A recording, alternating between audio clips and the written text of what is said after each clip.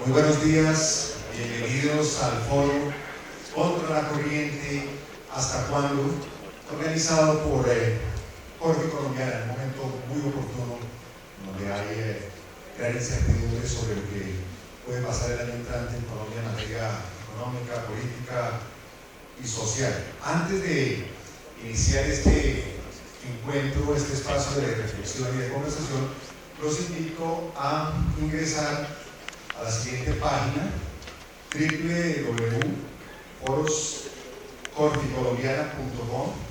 Repito, www.foroscorficolombiana.com, donde encontrarán la agenda de este evento, los perfiles de los conferencistas, y más adelante vamos a pedirles su participación respondiendo 4 preguntas, una pequeña encuesta para captar sus opiniones sobre lo que está aconteciendo y puede suceder el año entrante. Eso lo haremos más adelante. Muy bien, les recuerdo entrar por favor a www.foroscorficolombiana.com. Muy bien, sin más preámbulos, entremos en materia. Tenemos un amplio abanico de expertos, uno de ellos el doctor Gabriel Tenorio, estratega del equipo de investigaciones para América Latina del Bank of America. El doctor Gabriel cubre los mercados de renta fija y monedas de las economías más grandes de la región: Brasil, México, Argentina, Colombia, Chile y Perú, con especial énfasis en los fundamentales económicos y sus efectos sobre los precios financieros. Invito entonces a pasar al doctor Gabriel Tenorio, quien nos hablará del contexto económico global y su impacto en América Latina. Quiero darle en este momento un saludo especial de bienvenida a las personas que están conectadas vía streaming a nuestro foro Contra la Corriente, ¿Hasta cuándo?, organizado por Corte Colombiana. A continuación, le cedo la palabra a la doctora María Lorena Gutiérrez, presidente de Corte Colombiana.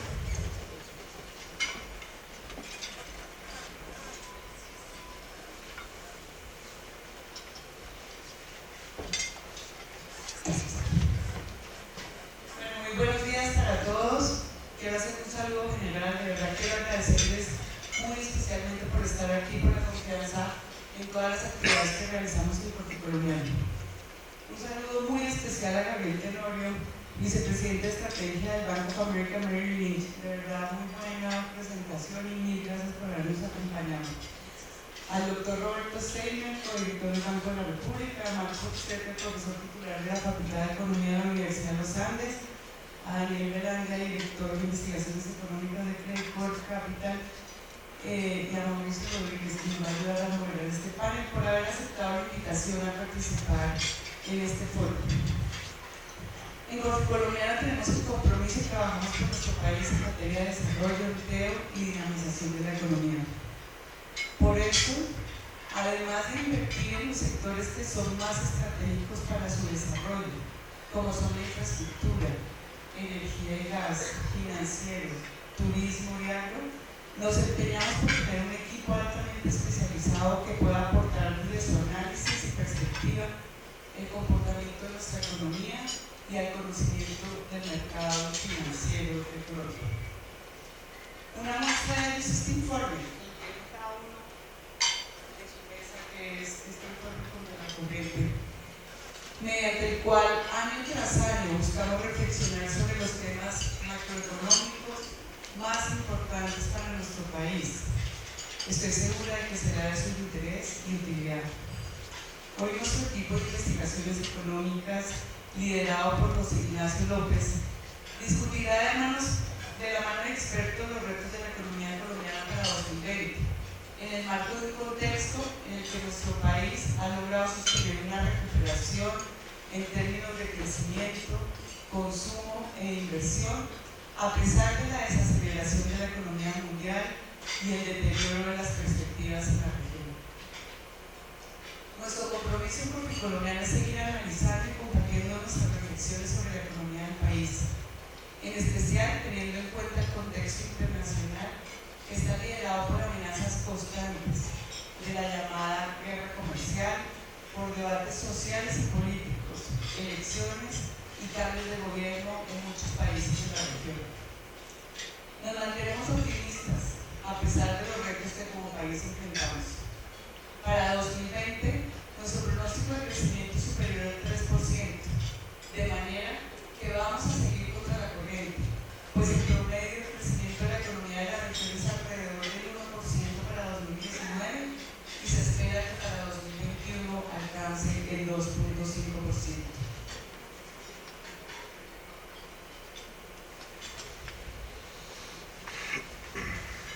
Si bien es cierto, Colombia aún tiene muchos problemas por resolver, también lo es que el país va por una senda de crecimiento que es envidiada por muchos. No podemos darnos el lujo de dejar que el pesimismo y el caos se apoderen de nuestro país. Quisiera reiterar un mensaje que he dado durante los últimos años, y es que no podemos permitir que con la economía y con el sector privado se haga política o se le juegue al caos. Debemos cuidar esos estandartes de nuestro país y de responsabilidad de todos. Colombia podrá acelerar la búsqueda de tener una sociedad más equitativa solamente si cuenta con el compromiso decidido de los inversionistas y del sector privado. Y para que ello sea así, solo se requiere un panorama estable y seguro. Hoy también estamos entregando un informe de finanzas corporativas, que lo tienen también encima de sus mesas, que busca llenar un vacío que hay entre la teoría y la práctica a través de adaptar la teoría de finanzas corporativas al tamaño y estructura de nuestro mercado financiero. Pretendemos conectar el estado actual de las variables macro para facilitar este entendimiento a los empresarios con un enfoque en la gestión del riesgo cambiario y de gestión de capital de trabajo. Encontrará en este informe una posible respuesta a cómo los empresarios pueden aprovechar que las tasas de interés en deuda y el costo de capital y patrimonio están en un valor mínimo de los últimos 4 años. Por último, quiero aprovechar esta oportunidad para contarles que hoy estamos lanzando nuestro nuevo portal de investigaciones económicas que más tarde va a presentar José Ignacio, que es investigaciones.corficolombiana.com. Allí podrán consultar los análisis de la coyuntura macroeconómica, finanzas corporativas, indicadores económicos, y se podrán suscribir a informes de interés, y lo mejor será el fácil acceso a la información. Los quiero invitar muy especialmente después a conocerla y a navegar esta página. Esperamos que este debate sea de interés y utilidad para todos. Este pronóstico sobre el 2020 depende de todos nosotros para que de manera conjunta sigamos trabajando por el desarrollo del país. En nuestro caso particular, Corficolombiana seguirá trabajando e invirtiendo para mejorar nuestra competitividad, como lo hacemos en infraestructura, en equidad, como lo hacemos para mejorar la calidad de vida de muchas personas en inversiones en gas y energía, y por la generación de empleo, donde estamos beneficiando a más de 28.861 familias. Nuestra confianza y nuestro compromiso con el desarrollo de Colombia sigue más fuerte que nunca. Aprovecho para desearles una feliz Navidad y lo mejor para el 2020 para todos y todas sus familias. Mil gracias.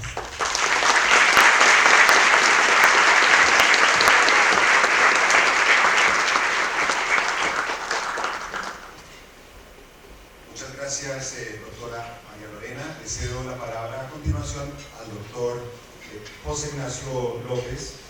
Él es el director de investigaciones económicas de Corficolombiana. Adelante, doctor José Ignacio.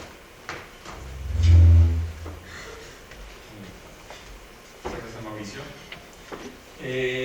Antes de iniciar, quiero agradecerle a María Lorena por sus palabras y por la confianza que ha tenido con el equipo de investigaciones y por realmente doblar esa apuesta de largo plazo que ha tenido la Corporación Colombiana con el grupo de investigaciones económicas y con este tipo de espacios académicos que nos permite compartir con ustedes cuál es nuestra visión y cuál es nuestras opiniones sobre una coyuntura que está llena de incertidumbre, como decía Gabriel. Cuando estábamos pensando en un título para el foro, queríamos reflejar el hecho de que en esta coyuntura Colombia tiene una buena cara que mostrar al resto del mundo. Y en las últimas semanas, en lo personal, para el equipo ha sido difícil y nosotros mismos hemos estado luchando contra la corriente en una coyuntura donde se favorecen los mensajes menos optimistas, más pesimistas, tratar de mostrar que hay buenas razones fundamentales para apostarle a Colombia. Y lo que queremos mostrarles hoy o compartirles hoy en esta charla es precisamente que no solo en lo personal como analistas hemos estado un poco contra la corriente, ustedes también hoy viniendo al foro están un poco contra la corriente y preguntarnos como país hasta cuándo podemos seguir esta dinámica. Entonces, para los que se unen al streaming, esta digamos es una gráfica nueva, pero Gabriel ya la había mostrado, pero yo creo que es importante y es arrancar con un hecho muy simple, y es que las economías emergentes como la nuestra en 2019 crecieron menos. En esta gráfica lo que mostramos es, en este eje tenemos el cambio de pronóstico que tuvo que hacer el Fondo Monetario Internacional durante este año, y miren que para la mayoría de países emergentes el Fondo Monetario Internacional tuvo que reconocer que la realidad era más pesimista, que las economías emergentes se desaceleraban. Y al menos 16 economías emergentes tuvieron que reducir tasas de interés en sus economías como reacción a esa desaceleración. Colombia en eso es la excepción.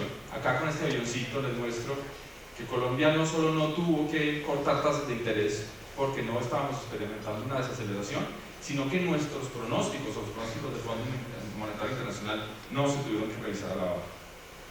En esta coyuntura lo que hemos visto es que Colombia ha resultado relativamente inmune al choque más importante que han sufrido las economías emergentes durante 2019, y es el choque de la disrupción de comercio. La guerra tarifaria entre Estados Unidos y China, que también se ha visto en otras latitudes como tensiones comerciales entre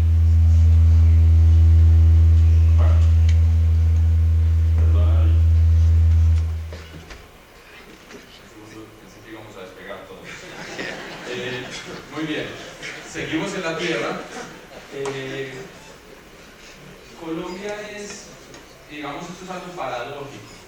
Esto no es algo que hay que sacar pecho. Colombia sigue siendo una economía cerrada. Cuando uno mira digamos, el monto total de comercio de Colombia como porcentaje de la economía, Colombia sigue siendo una economía con unos niveles de apertura muy similares a los que teníamos en 1960. Y cuando nos comparamos con otras, incluso economías emergentes vecinas como Perú o Chile, seguimos en unos niveles muy bajos. Bueno, dentro de la disrupción que les estaba comentando, se generó en 2019 por las guerras tarifarias. Esto nos generó cierto escudo de protección, y finalmente ustedes ven que la mayoría de economías abiertas emergentes han tenido una desaceleración muy fuerte que Colombia no ha experimentado. En ese sentido estamos contra la corriente. Hemos visto un proceso de aceleración de crecimiento, mientras la mayoría de países similares, de economías emergentes, incluso países desarrollados, se han venido desacelerando. ¿De dónde viene ese crecimiento? ¿Cuáles son los motores? ¿Cuáles son las fuentes de crecimiento de Colombia? Bueno, es claramente, y es algo bien conocido, que estamos experimentando una coyuntura donde la demanda interna está creciendo a un ritmo acelerado. En la gráfica a la izquierda, ustedes lo que tienen son la variación anual de la demanda interna, que es el gasto tanto público y privado, y el PIB, que es nuestra producción como país. Fíjense que la demanda interna está creciendo por encima del 4%, mientras la economía lo hace muy cercano al pronóstico que teníamos el año pasado del 3,2%. Cuando hacemos una descomposición de esa demanda interna, ¿de dónde está viniendo? Fíjense que tenemos que es el consumo de los hogares el que ha venido impulsando este crecimiento más fuerte de la economía, y la inversión de las firmas también está participando crecientemente en esta reactivación económica que estamos experimentando en nuestro país. Cabe preguntarse, bueno, ¿de dónde está viniendo? ¿Cuáles son estas fuentes de crecimiento del consumo en los hogares? ¿Por qué los hogares están consumiendo a un ritmo acelerado? Nuestro conferencista anterior, Gabriel, nos mencionaba parte de la historia, que es la migración venezolana. Claramente los migrantes venezolanos están consumiendo en Colombia, incluso a veces con destino de Venezuela, pero nosotros también hemos identificado otros factores importantes. Un primer factor importante es la reducción de las tasas de interés de crédito de consumo, ¿sí? Esto se ha visto digamos, este resultado no solo de que las tasas de interés de política han venido bajando, sino que hay una competencia que se ha dinamizado al interior de la banca buscando este segmento, y por tanto hemos tenido unas tasas de interés que están favoreciendo unas tasas de crecimiento del crédito al consumo que son bastante importantes. Lo otro, y que nos llamó bastante la atención, es que los salarios de los ocupados formales vienen creciendo unas tasas muy importantes. Fíjense ustedes que tenemos una tasa de crecimiento de salarios que está alrededor del 6%. Claramente aquí tenemos la parte negativa, y es que los informales están viendo una contracción importante de sus salarios. Eso puede ser algo que está manifestándose en esta brecha que se abre, puede ser algo importante para analizar. Pero a medida que tenemos unos salarios que vienen creciendo de manera importante, un crédito de consumo que viene creciendo de manera importante, pues eso le da un dinamismo, o le imprime un dinamismo a la economía. El otro factor que nos parece determinante es el tema de las remesas. Y aquí del lado izquierdo les quisimos compartir cómo es la dinámica de las remesas en los últimos años, tanto en dólares como en pesos constantes, es decir, ajustados por la inflación. Y como ustedes pueden ver, lo que hemos tenido es un aumento muy importante de las remesas, tanto en dólares como en pesos, porque claramente pues, la devaluación del tipo de cambio hace que esas remesas que no se envían pues, rindan más en moneda local. Para tener unos órdenes de magnitud, que creo que esto es muy importante, las remesas en los últimos 12 meses pueden estar llegando a un nivel de 22 billones de pesos.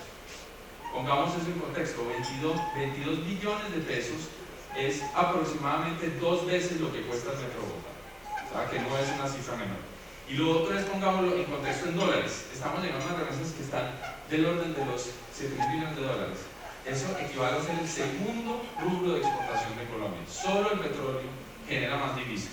Entonces, el tema de las remesas en Colombia viene creciendo de forma muy fuerte.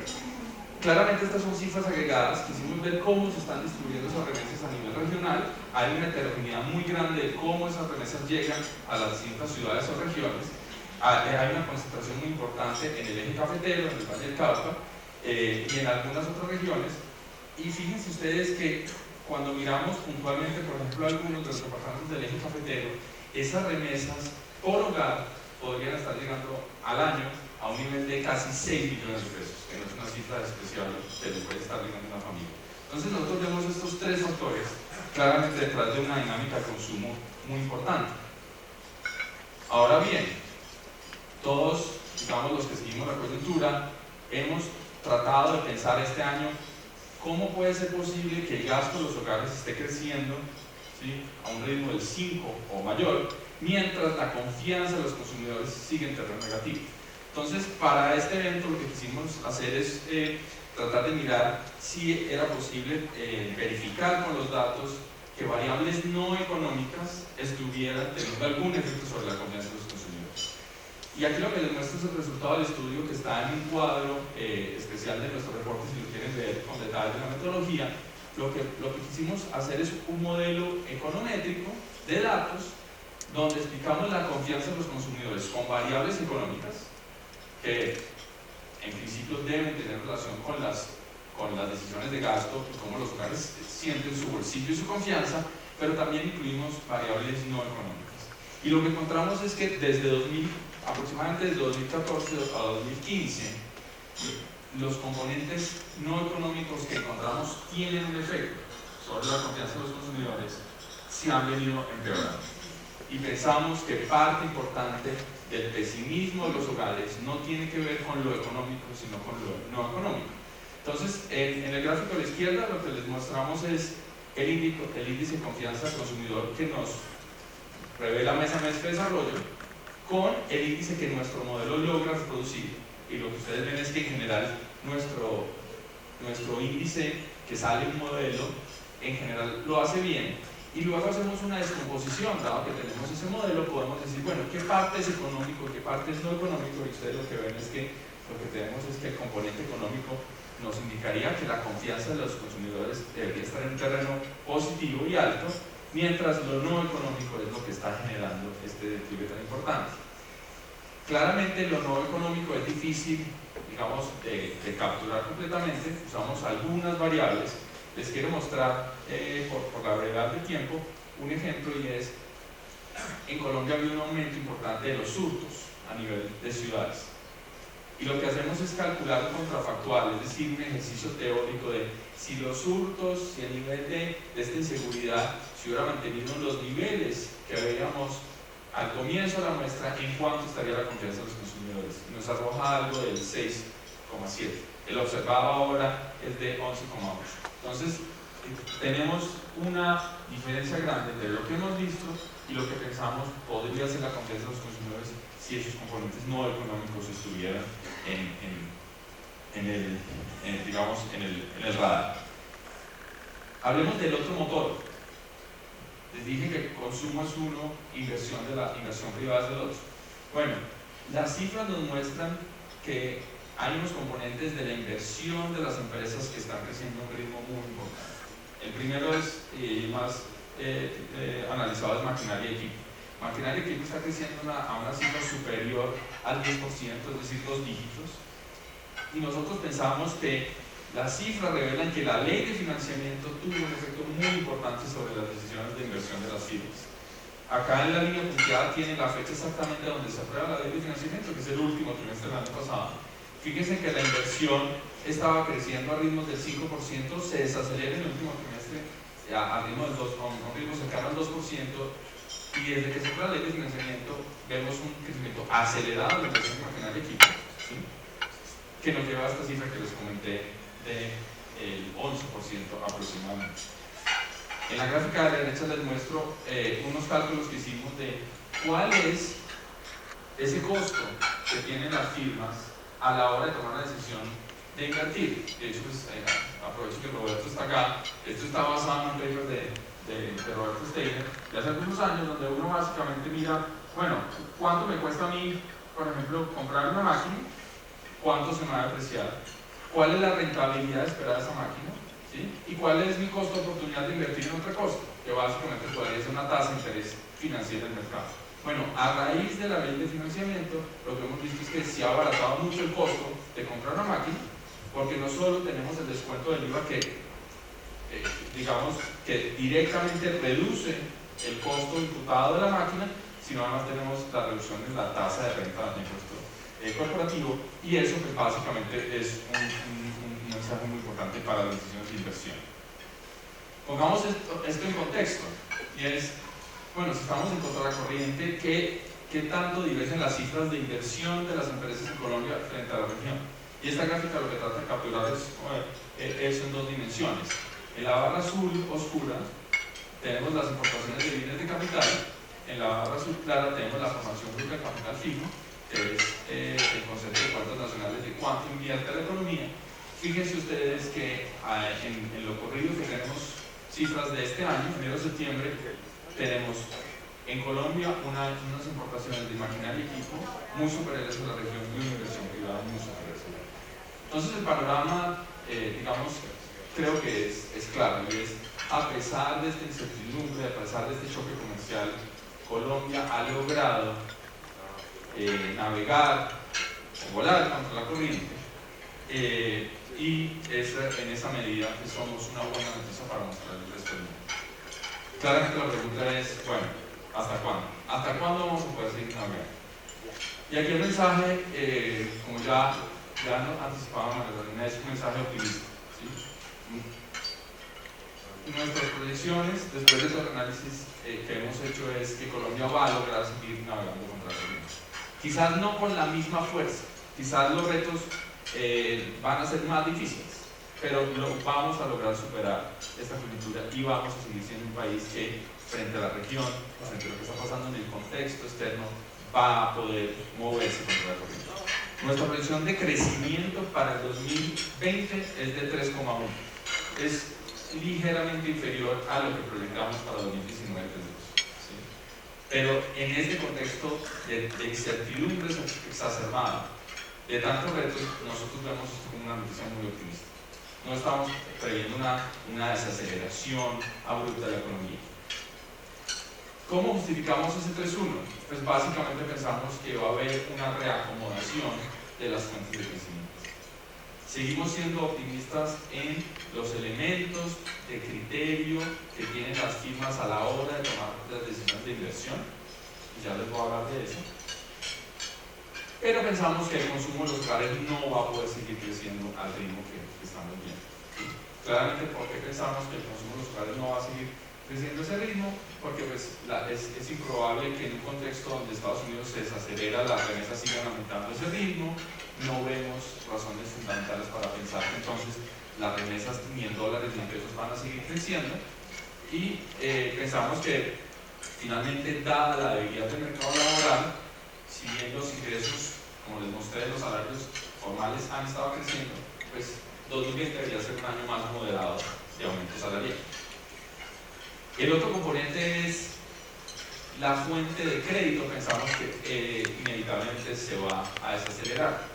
Y para mostrar esto aquí, lo que hicimos es mostrar cada uno de estos colores es un banco comercial en nuestro país y cuánto contribuye cada uno de esos bancos al crecimiento de la cartera de consumo. Y lo que observamos y lo que identificamos es que esa cartera en total, para las cifras que tenemos del segundo trimestre de este año, está creciendo a un ritmo del 12% aproximadamente. Bueno, hay un banco que está concentrando una fracción muy importante, casi 5 puntos, de ese crecimiento, y nos parece que es inviable que siga ocurriendo una tasa de crecimiento en esa dirección. Entonces estamos esperando que la cartera de consumo se desacelere, y eso, pues, digamos, con los otros factores que mencioné, salarios y remesas, haga que finalmente pues, el consumo de los hogares siga creciendo de una manera dinámica, robusta, pero pues no a los ritmos que hemos visto en 2019. Claramente eso va a tener un efecto, aunque moderado, va a tener un efecto sobre el patrón de crecimiento sectorial. Entonces, acá tenemos las tasas que tenemos disponibles hasta el tercer trimestre de 2019 en este eje horizontal. En el eje vertical ustedes tienen nuestras proyecciones. Claramente la línea de 45 grados nos indica si nuestros pronósticos sugieren que hay sectores que van a tener mayor crecimiento o menor crecimiento, y finalmente lo que tenemos es que pues, sectores que dependen más del consumo, como el comercio, las actividades profesionales, entretenimiento, entre otros, si bien van a seguir creciendo a un ritmo importante, no van a crecer más en 2020. Y otros sectores, como el agropecuario o el de construcción, pues van a tener unos crecimientos importantes, en particular en el sector de construcción. Pues 2019 ha sido un año de noticias bastante negativas. Somos optimistas que en 2020 vamos a ver una recuperación del sector. En nuestro informe tenemos toda una sección detallada a discutir del sector, entonces si les interesa, pues creo que es el lugar para hacerlo. Y en el sector de industria somos optimistas, pensando que con la relación que hemos tenido y digamos por las características de nuestra industria vamos a estar creciendo del orden del 3%. Como les decía, en términos de decisiones de inversión, pensamos que sigue siendo una coyuntura favorable para las firmas de apostarle a Colombia. Entonces, acá ilustramos con dos gráficas que las fuentes de financiamiento y los recursos siguen siendo amplios. Tenemos una reducción del costo de financiamiento en deuda a nivel corporativo. Estas son las tasas de interés de créditos comerciales que han venido cayendo, están en niveles interesantes, y tenemos un cálculo de la rentabilidad del capital propio, que es cuánto el principio del mercado financiero le exige a las firmas, y en la medida que esa rentabilidad esté cayendo, pues las decisiones de inversión también son rentables. Entonces, estas dos señales nos sugieren que desde el punto de vista financiero las empresas no van a tener problemas a la hora de encontrar los recursos para emprender proyectos productivos. El único asterisco que tenemos es un asterisco que es el que estamos, digamos, discutiendo en la coyuntura de estos últimos días, y es qué va a pasar con la reforma tributaria. Nos parece importante que, pues, digamos, no haya más incertidumbre, que se apruebe la reforma tributaria y que las firmas que sigan con su plan de inversión consistente con lo que habían tenido el año pasado. Quiero ahora brevemente mencionar algunos temas que son importantes, que se desprenden de esta visión que tenemos optimista desde el punto de vista de crecimiento. Entonces quiero arrancar con inflación y política monetaria, que seguro va a ser uno de los temas de conversación del panel. En 2019 tuvimos un aumento de la inflación.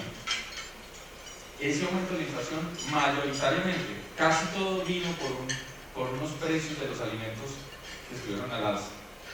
Fíjense, de los puntos básicos que aumentó la inflación, 80 puntos básicos se explican por un aumento de los precios de los alimentos.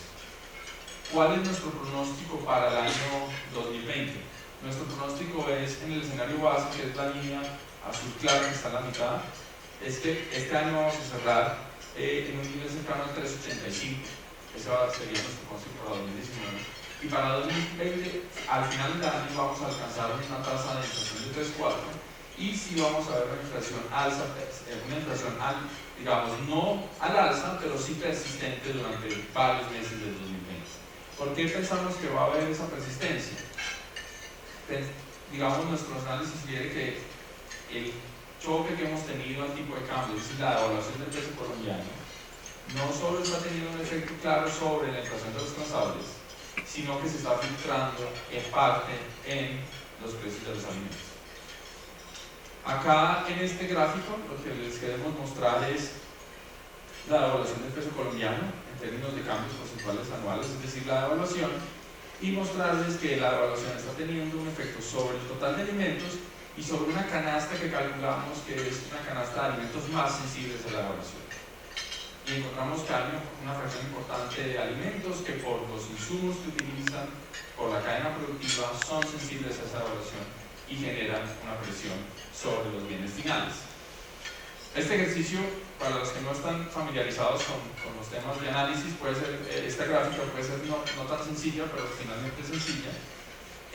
Lo que hicimos es mirar cuando hay un choque de evaluación, ¿sí? Tratar de explicar qué pasa con los precios de los alimentos y de los bienes transables en un horizonte, digamos, hacia adelante. ¿Cuáles son los bienes transables? Los bienes transables son todos los bienes que son sujetos a comercio, es decir, todo lo que importamos o podemos exportar, esos son los bienes transables. Pues bien, en este eje tenemos el R cuadrado, que es qué tan bueno es a la hora de explicar el cambio de precios, este choque de devaluación, y lo que hemos visto es que los alimentos tienen un efecto, responden más rápido que los bienes transables, pero luego ese efecto, como los economistas llamamos el pass-through, se diluye más rápido en el tiempo, de tal manera que en un horizonte de 6 meses los alimentos capturan en su punto máximo un choque de evaluación y luego empiezan a corregirse, mientras los transables tienen un rezago más grande, y ese rezago es de 9 meses. Por eso pensamos que la evaluación que tuvimos en el segundo semestre pues va a tener primero esta ola, ¿sí?, sobre los alimentos, que la vamos a ver en los siguientes meses. Entonces vamos a tener una combinación de factores. Por un lado, algunos choques de oferta domésticos como climáticos, de discusión, digamos, en ciertas vías que pues, se van a ir desvaneciendo, pero estos costos de la evaluación pues, van a estar presentes en los alimentos en los próximos meses y algo después en los transables. Por eso pensamos que la inflación va a estar controlada, va a estar dentro del rango, pero va a ser bastante persistente en el 2020. Con ese panorama, ¿qué prevemos en términos de política monetaria? Y es importante porque tiene repercusión sobre el mercado financiero. Bueno, bajo este panorama nosotros pensamos que el Banco de la República no tiene mucho más de maniobra para bajar tasas de interés. Tampoco pensamos que, digamos, en la medida que pensamos que el crecimiento se va a mantener, pues tampoco los argumentos para para tener una baja tasa de interés tampoco van a ser muy sólidos. Entonces, en el balance de riesgo, lo que pensamos es que vamos a ver una estabilidad en las tasas de interés de corto plazo en sus niveles actuales de 4.25. Ese es nuestro pronóstico, que vamos a tener tasas durante todo el 2020 constantes. Sí vemos más acción, y nos parece importante, en términos de lograr que el Banco de la República negocie con el Fondo Monetario Internacional una extensión de la línea de crédito que tiene actualmente. Pensamos que las condiciones y la historia y la narrativa de Colombia y su posición de la región son suficientemente fuertes para lograr convencer al fondo que tengamos una extensión de la línea de crédito en las mismas condiciones que tenemos, es decir, en el mismo monto y bajo el mismo plazo. Y nos parece que eso va a ser importante para darle tranquilidad a los mercados financieros sobre la posición externa de Colombia, que ya en algún momento comentaré, que está caracterizada por un déficit en cuenta corriente importante. Entonces creo que esos son, digamos, como los dos puntos centrales que esperamos del Banco de la República. Tema fiscal tiene más incertidumbre, y tiene más incertidumbre por varias razones. Lo primero es, pues Colombia ha tenido una tradición ortodoxa en su manejo fiscal y es reconocido como tal. Además, en el 2011 aprobamos una nueva institucionalidad, que es la regla fiscal, que empezó a ser operativa desde el 2012, y la regla fiscal ha sido importante para confirmar esa tradición ortodoxa de manejo sano de nuestras finanzas. El problema es que desde que adaptamos la regla fiscal, la deuda del Gobierno Nacional Central solo se mueve en una dirección, y es hacia arriba. Básicamente lo que hemos tenido es que desde 2012 la deuda, no sé si ven mi pointer, mi láser, pero pues la deuda del Gobierno Nacional Central lo que ha hecho es un aumento, y de hecho nosotros estamos esperando que 2019 sea un año de aumento importante de la deuda.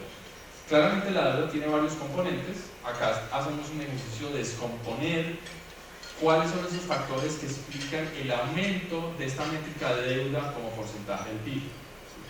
Y pues ustedes pueden ver que claramente pues, lo que en últimas favorece más una reducción de este indicador es crecer, ¿sí? Si uno tiene una economía que crece, pues eso no solo es bueno porque genera más ingresos al gobierno, más recaudos, sino que pues el tamaño de la economía aumenta, y eso hace que la deuda como fracción o como porcentaje de la economía pues se reduce.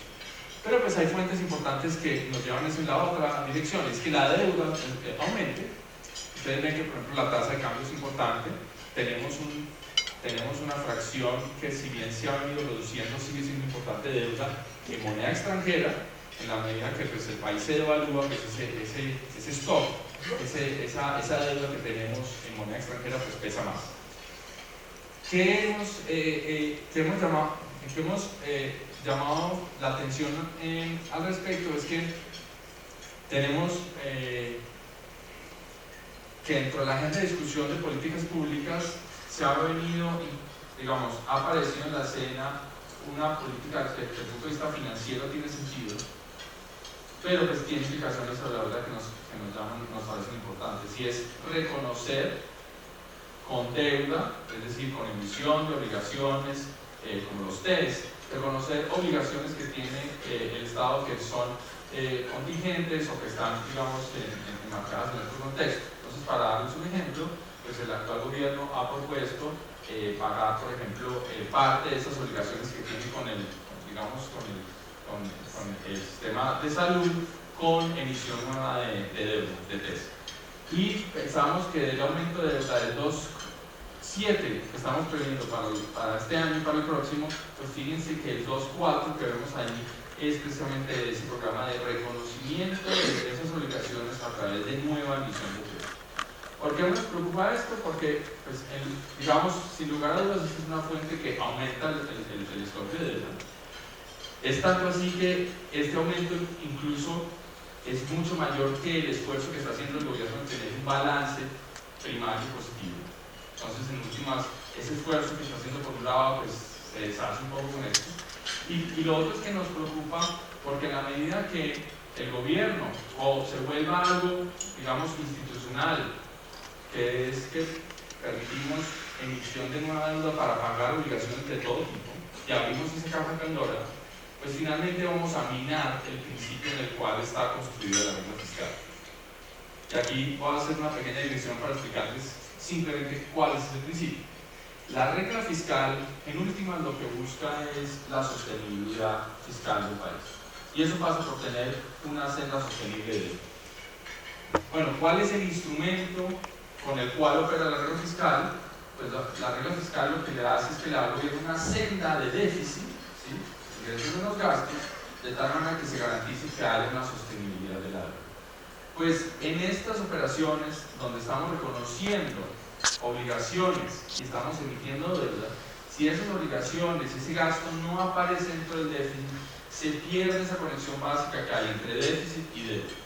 Y eso es lo que estamos viendo en esta gráfica, y es una correlación año a año, donde lo que mostramos es que esa correlación entre déficit y deuda sí ha perdido, y en la medida que se pierda, pues se mina cómo está concebida la regla fiscal. Para ilustrar de otro ángulo el mismo punto, acá lo que tenemos es el balance primario del gobierno y nuestras predicciones. Fíjense que tenemos el balance primario muestra un cambio de tendencia muy positivo, pero esconde el hecho de que estamos teniendo esos gastos en deuda que no se están reportando dentro del déficit, y por tanto si tuviéramos un balance primario ajustado tomando en cuenta esos gastos, pues la tendencia no es positiva. Entonces, desde el punto de vista fiscal, digamos, seguimos llamando la atención de que la coyuntura por 2020 está llena de retos y eso sigue preocupando a los mercados. En últimas, de este punto lo que queremos llamar la atención es que nos parece que hay que cuidar la regla fiscal. Es una institucionalidad que le ha permitido al país navegar una coyuntura complicada, pero creo que el 2020 puede ser el momento de empezar a tener discusiones sobre si deberíamos también aumentar el alcance de la regla. Acá lo que tenemos es un mapa donde, bueno, muchos países no tienen regla, pero las reglas fiscales se han vuelto algo muy común en el mundo. Más de 100 países del mundo tienen reglas fiscales. En Colombia tenemos una categoría que la llamamos operacional, porque opera a través del déficit, pero la mayoría de países se han venido moviendo hacia esquemas mixtos, donde si bien el déficit, consideraciones sobre el déficit, sobre el balance primario son importantes, también hay unos objetivos que tratan de incorporar algo del nivel de la deuda, porque nos parece importante que el nivel de la deuda no siga aumentando, porque eso podría tener unas repercusiones sobre la calificación del país, sobre el costo de financiamiento de los empresarios, que es precisamente uno de los puntos que hemos dicho nos está favoreciendo. No quedaría completa esta presentación sin hablar de los mercados financieros. Voy a tratar de ir muy rápidamente sobre este tema, y es cómo vemos este panorama macro afectando los tres mercados más importantes. Empecemos con el mercado del tipo de cambio, que es usualmente el que como analistas más nos preguntan. Nosotros seguimos teniendo un escenario base donde pensamos que no hay razones fundamentales para tener una evaluación, digamos, marginal en el peso. Es decir, nos parece que el tipo de cambio se debería ajustar en el 2020 hacia la baja. Claramente, con el peso colombiano, la historia que a veces se nos olvida contar mucho a los analistas o en el día a día es que parte de lo que le pasa al peso colombiano, gran parte, es un reflejo de lo que está pasando al dólar, porque nosotros nos comparamos el tipo de cambio es peso-dólar, y las historias sobre el dólar, que a veces en el día a día tratamos de mitigar, pues son las que en últimas determinan qué le va a pasar a la moneda. Entonces, lo que hemos hecho nosotros es pensar en distintos escenarios, porque hay que ser, digamos, transparentes. Pronosticar el tipo de cambio es muy difícil. Entonces, en ese escenario lo que tenemos es, si la economía de Estados Unidos finalmente no se desacelera, consistente con lo que veíamos con Gabriel, o no se desacelera a ese ritmo, y digamos, los riesgos positivos para Estados Unidos se materializan, es decir, hay un acuerdo, el acuerdo comercial, Estados Unidos sigue creciendo más, pues básicamente lo que vamos a tener es un escenario mundial donde el dólar va a seguir una fortaleza que ya lleva varios años. Esa fortaleza se podría extender, y en esa medida vemos un escenario más favorable a los 3.500. ¿Qué pensamos no es tan viable? Es el escenario, digamos, un poco más fatalista, y es pensar que Colombia podría entrar en una dinámica tan negativa como lo que hemos ocurrido en Chile. Y solamente para tenerlo en contexto, pues Gabriel nos hablaba de los niveles de evaluación del caso chileno. Eso traducido a Colombia sería que llegáramos a un peso de 4.000, a un nivel de 4.000. No pensamos que ese es el escenario más probable. Nos mantenemos optimistas, y en esa medida pensamos que el tipo de cambio pues va a estar en este rango de orden del 350. En términos de las tasas de los títulos de deuda pública, que son las tasas de referencia, creo que lo primero que hay que anotar es que 2019 fue un año muy bueno para el mercado de títulos de deuda pública. Alcanzamos unos precios históricos, es decir, unas tasas mínimas en el 2019. Aquí ustedes tienen la gráfica de lo que ha venido ocurriendo durante este año. A raíz de la incertidumbre de las últimas semanas, el mercado de deuda pública ha reaccionado consistentemente con esa incertidumbre con un aumento de tasas. Nos parece que en la medida que se disipe esa coyuntura más digamos, más incierta que tenemos por los paros, por lo que está pasando en la región, deberíamos rápidamente tener una corrección en los próximos meses. Es difícil saber cuál es el timing, pero deberíamos tener una corrección. Pero aún así, pensamos que en el mediano plazo, es decir, pensando a finales de 2020, deberíamos tener unas primas de riesgo más altas en Colombia, por tanto deberíamos cerrar el 2020 con unas tasas que no son muy lejanas a las que estamos viendo en estos días, en las últimas semanas. ¿Sí? Entonces tenemos para la referencia del 2024, que sigue siendo el bono que más se comenta. Si bien es un bono de corto plazo, pues estamos pensando en una tasa cerrando el 2020 de 5.5, que es una tasa aproximada a la que hemos visto en estos últimos días de operación de mercado.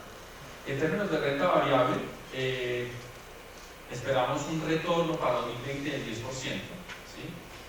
Cuando uno compara el mercado colombiano, que aquí está en amarillo, con otros mercados de la región, el Bovespa, México, peruano, pues básicamente lo que tenemos es, si miramos cuál es el precio del mercado en relación al valor del libro de las compañías que están listadas en sus índices de referencia, pues vemos que el mercado colombiano todavía tiene un espacio grande para crecer. ¿Sí? No solo en valorización, sino el tamaño de nuestro índice de referencia sigue siendo relativamente pequeño. Entonces, la historia de mediano y largo plazo es que deberíamos seguir con una valorización. Bien, lo que pensamos es que en la coyuntura pues vamos a tener una ligera desaceleración del PIB, como les mencioné en nuestro pronóstico.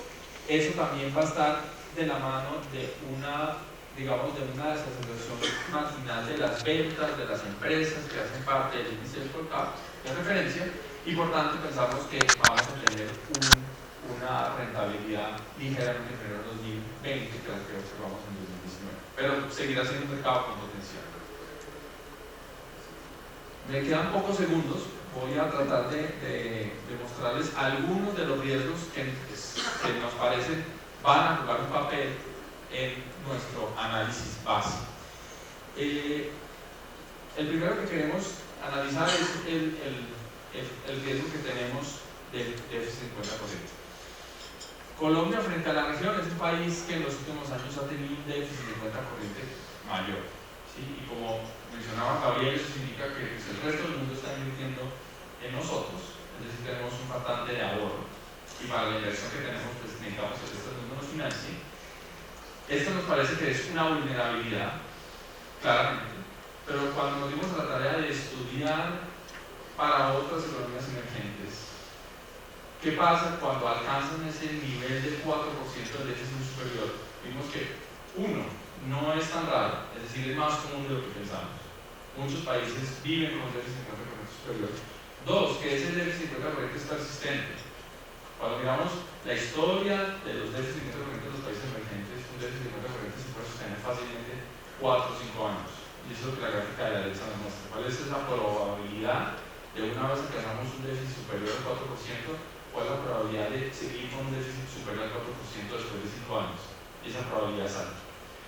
Y otro elemento que los invito a leer en el informe es que vemos que un déficit de 50% alto no está sistemáticamente asociado con una desaceleración económica. Entonces, esto claramente nos imprime ciertas vulnerabilidades, pero no necesariamente es fatalista, no necesariamente nos tiene que llevar a pensar que tenemos que tener una corrección rápida o que la economía se tiene que desacelerar. Bien, gracias. Para esto. Dado que queremos entrar en el segundo plato principal del panel, me voy a saltar algunas de los mensajes que están todos en el informe, y la idea de esta presentación es provocarlos a que ustedes vayan al informe. Quería invitarlos aquí tienen el código QR. Si tienen sus celulares y saben cómo funciona el código QR, le preguntan al vecino, usualmente el vecino más joven, pues con el código QR ustedes pueden entrar a nuestra página, que es investigaciones.corficolombiana.com. A la gente del TV también pueden acceder a esa página, y ahí los invitamos a descargar el informe que tenemos, que tienen ustedes a los asistentes ahí en sus mesas, que es el informe de proyecciones, mucho más completo, mucho más justo con el trabajo que hacemos que la presentación que hice hoy. y la guía de finanzas corporativas para el 2020, que es, digamos, una publicación que acompaña esas proyecciones anuales, pero con una mirada distinta, muy enfocada en las decisiones de manejo financiero de las empresas, y ustedes con este código QR pues, pueden acceder a la página. Para nosotros, pues claramente es, digamos, es algo muy estimulante poder tener esta nueva forma de comunicar con ustedes, con nuestros clientes, con el público general. Como ya María Lorena lo mencionó, la página tiene un diseño amigable, tiene todos nuestros informes, tiene información de tiempo real. ¿Quieren saber cómo está el dólar hoy? Vayan a la página. ¿Quieren saber qué está pasando desde el 2024? Fácilmente lo pueden encontrar en la página. ¿O quieren saber cómo amaneció una acción? También lo pueden ver en la página. Entonces, los invito para que lean el informe en físico o digital y simplemente para que vean un poco cómo está funcionando la página, tenemos un breve video donde les mostramos cuál es esa nueva cara amable de la página de investigaciones. Que repito, es investigaciones.corficolombiana.com.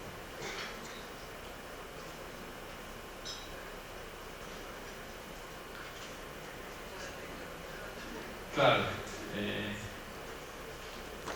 la tecnología está contra la corriente también. Muy bien.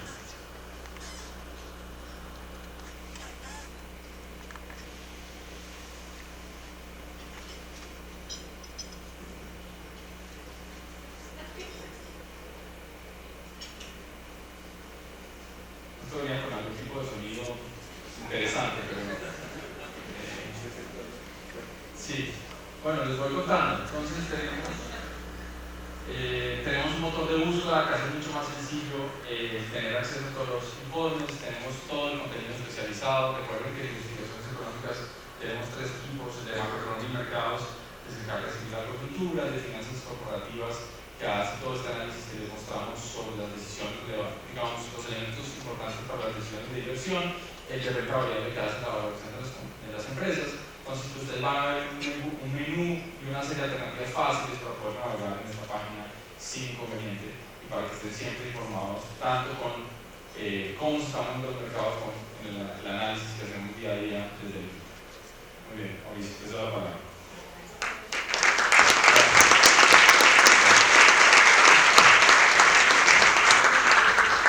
Muchas felicitaciones a todos.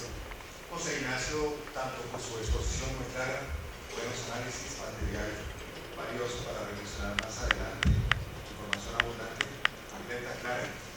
Y felicitaciones por la página de investigaciones, también es una herramienta muy útil para los análisis que hagamos todos de aquí en adelante. Muy bien, antes de pasar al panel con nuestros invitados muy especiales y expertos en temas económicos, quiero pedirles a ustedes que nos den sus opiniones con respecto a 4 preguntas. Queremos captar qué sienten, qué piensan ustedes con respecto al horizonte económico de nuestro país. Los invito, por favor, entonces, a que entremos en este momento a la página de foros corficolombiana.com, www.foroscorficolombiana.com. Ahí van a encontrar ustedes una barrita en la parte inferior en donde van a poder responder a la primera pregunta. Vamos a hacer 4 preguntas para captar sus opiniones. ¿Pudieron encontrar el sitio para votar? ¿Pueden mostrar la imagen, por favor, donde aparezcan las barras abajo? Aquí ya están votando, correcto, muy bien. La primera pregunta es: ¿cuál de los siguientes temas debe ser la prioridad en la agenda económica del gobierno para el año 2020? El ajuste fiscal, la reforma pensional, el mercado laboral, el diálogo social u otro aspecto. Muy bien, el diálogo social empatado con el ajuste fiscal.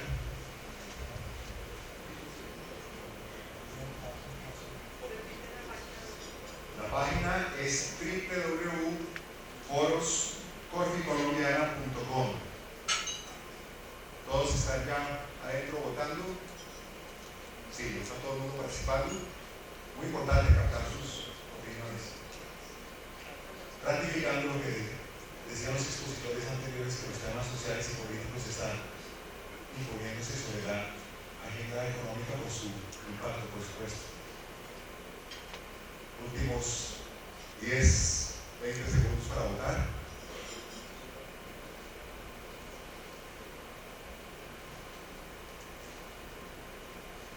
Por estrecho margen parece que el diálogo social desde más que el ajuste fiscal.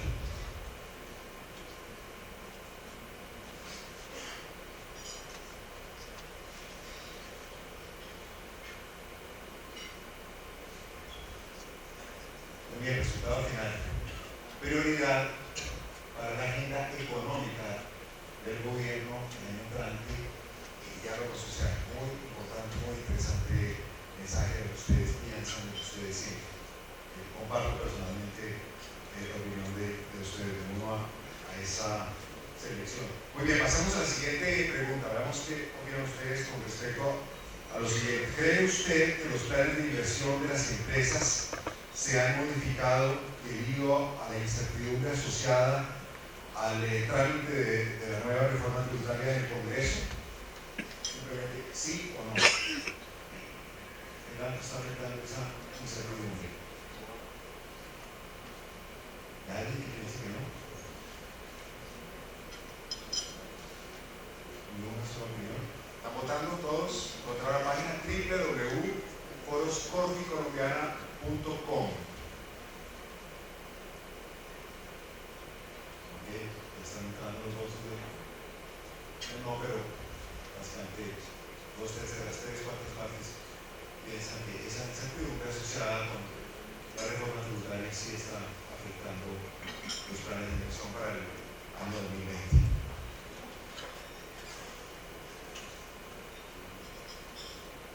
Crece la ventaja a favor del sí al impacto.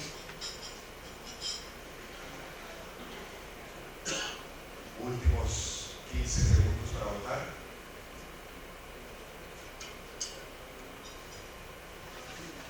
Ya se consumió el resultado. 82% de ustedes piensan que esos planes de inversión sí están siendo afectados por esa incertidumbre que rodea a la reforma tributaria. Incertidumbre menor por lo que sucedió ayer, pero todavía presente. Muy bien, siguiente pregunta. En comparación a este año, esperan ustedes que en el 2020 el crecimiento en ventas de su empresa, negocio o emprendimiento será mayor, similar o menor al registrado este año.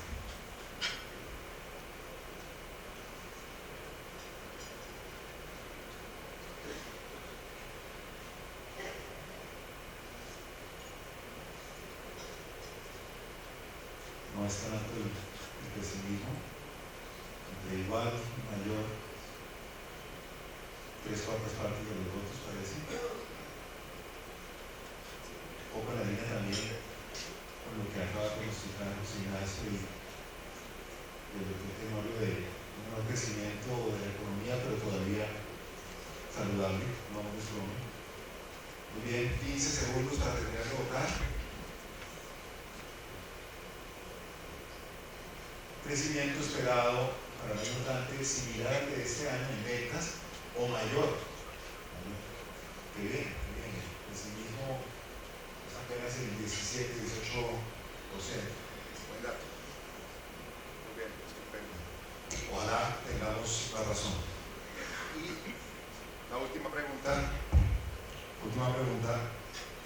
¿Cuál es la principal preocupación de su empresa, negocio o emprendimiento de cara al próximo año? Devaluación, mayor incertidumbre externa, menor consumo de los hogares, las condiciones de financiamiento, el deterioro sociopolítico del país o algún otro factor. Abrimos la votación.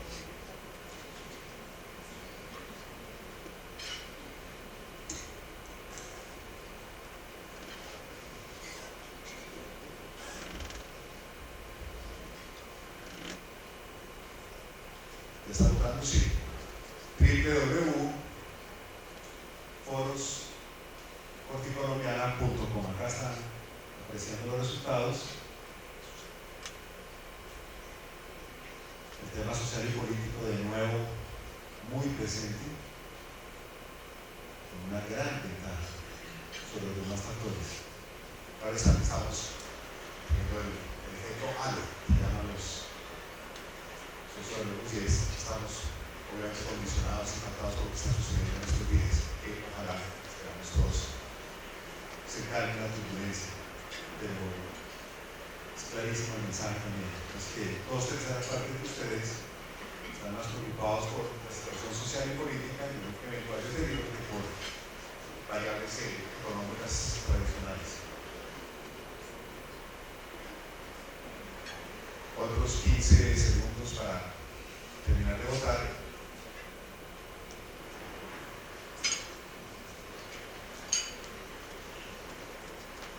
Ya creo que se consolidaron los resultados. Correcto.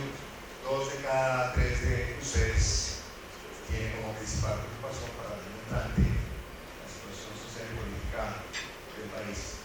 Esperemos que esto vaya cediendo en las próximas semanas para el bien de todos.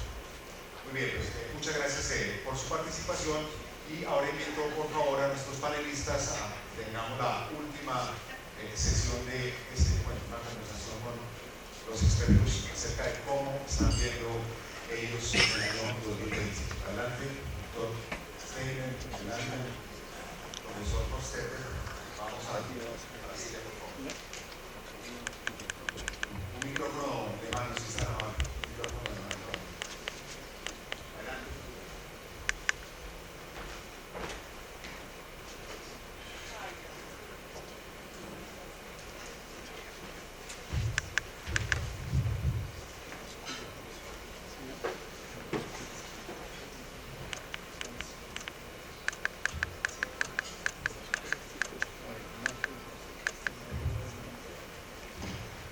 Bueno, tengo el gusto, el honor, el placer de tener 4 grandes expertos en materia económica de nuestro país.